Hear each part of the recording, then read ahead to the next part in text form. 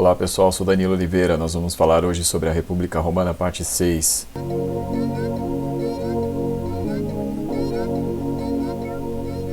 Hoje nós vamos para a parte 6 das nossas aulas sobre Roma, na parte da República. Vamos falar, pessoal, sobre os gladiadores, porque tem um evento importantíssimo no século I a.C. que nós precisamos explicar. Em primeiro lugar, quem eram os gladiadores? Os gladiadores eles eram escravos capturados em guerras.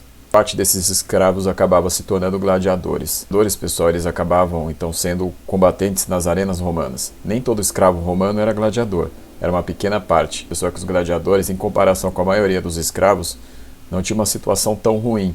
O problema era que eles tinham que combater até a morte nas arenas, mas no seu dia a dia, na sua preparação, eles tinham alimento em muito mais abundância do que os escravos em sua maioria, e tinham um tratamento melhor do que os escravos também em sua maioria.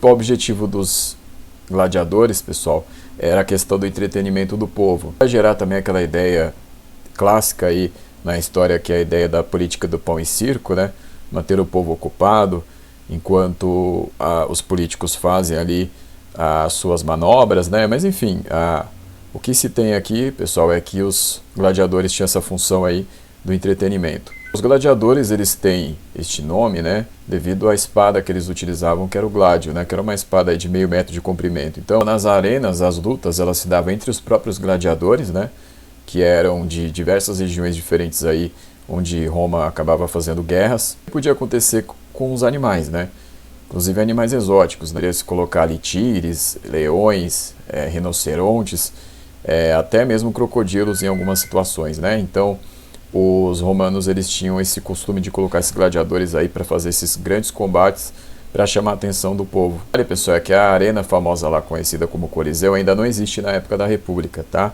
Só vai existir lá no Império, só depois de Cristo. Temos aí o Espartaco, que vai criar uma situação importante aí em Roma, na década de 70 a.C., tá? Então, por quê? Primeira coisa, pessoal, é que o Espartaco, antes de se tornar um gladiador, ou seja, antes de ser um escravo, ele tinha sido um soldado que havia desertado. E aí ele foi capturado. No lugar, ele foi transformado em um escravo, e aí depois ele foi comprado. Então, depois de comprado, ele acabou se tornando um gladiador e levado para a Península Itálica. O pessoal era um homem aí originário da Trácia, que seria hoje a atual Bulgária. O dono do Espartaco levaria para Capua, Então está aí em destaque no mapa da Itália atual, onde seria Capua. E aí lá, então, ele seria parte de uma escola de gladiadores, Ele seria treinado ali. Só que aí, em 73 a.C., Espartaco lidera uma revolta de escravos, desses gladiadores. Então, eles vão fugir dessa escola de treinamento aí no ano de 73 a.C. Então, pessoal, 80 escravos que acabarão, então, conseguindo mais reforços depois. Então, eles vão fugir e vão travar diversas batalhas aí pela Península Itálica. O Espartaco vai acabar formando um exército próprio. Este exército, pessoal, vai ser formado por homens e mulheres que são fugitivos e camponeses. Então vai ser um exército feito ali pelas camadas mais baixas e exploradas aí da Península Itálica. Aí, pessoal, o lugar para onde o Espartaco e seus aliados aí vão fugir vai ser para o Monte Vesúvio, em Pompeia, que depois, bem depois, vai ser famosa pela questão ali da erupção do vulcão próprio do Vesúvio, que vai acabar petrificando toda a cidade, Mas isso é bem depois. Aqui o que interessa é que Espartaco foi para lá com seus aliados. Só Roma começa a mandar destacamentos militares contra Espartaco e seus homens e mulheres ali, mas o Espartaco vai ter sucesso em derrotá-los. Só as derrotas vão ficando cada vez mais incômodas para Roma, e aí eles vão ter que mandar o Crasso para lá. Crasso, pessoal, era um dos homens mais ricos de Roma e tinha uma grande influência política.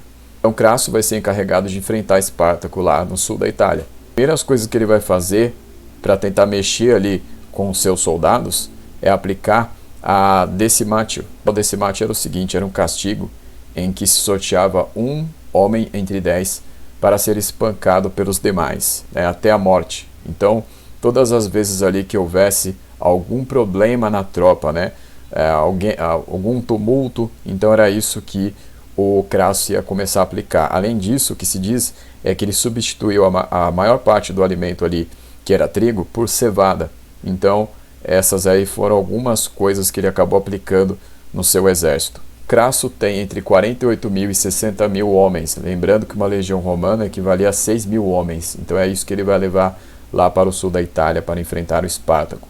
A tática que ele vai fazer é fazer um cerco à região onde Espartaco estava, né? Então ali naquela região próxima ao Monte Vesúvio vai haver um cerco. Espartaco vai tentar fugir mais para o sul ainda. Espartaco vai tentar fugir ali com auxílio de piratas para a Sicília, mas não vai conseguir, porque Crasso vai conseguir subornar esses piratas. Sem ter muito para onde fugir, pessoal, o que vai acontecer com Espartaco é que ele vai ter o famoso episódio dos bois, que vai ser o seguinte: ele vai à noite conseguir ali bois e vai conseguir colocar tochas amarradas nesses bois e vai mandar em direção ali às fortificações que o Crasso tinha mandado construir. Os homens do Crasso nas fortificações vão começar a atirar, porque eles acham que quem está carregando as tochas são os homens do Espartaco. Aí depois é que eles vão perceber que são os bois. Foi uma manobra de distração para que os homens do Espartaco passassem pelo outro lado. Ainda assim vai acontecer o enfrentamento final. Vai perdendo, vão acontecendo divisões no seu exército,